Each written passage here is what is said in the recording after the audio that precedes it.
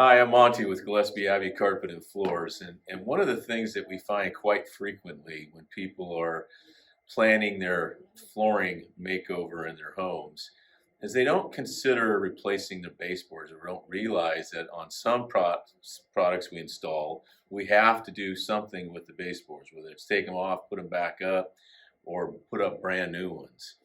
You know, when you're out shopping for a new dress, you're going to get a new pair of shoes, right? So when you're going to get new floors, you need to dress it up with new baseboards.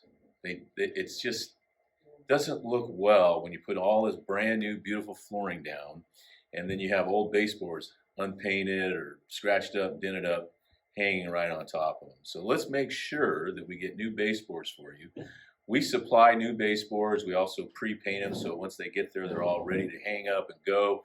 And you can get them in several different profiles, taller, more contouring. What's real popular today, though, is this little beveled edge, one line. That means for maintenance and cleaning, one place to dust instead of 4 or 5 places to dust.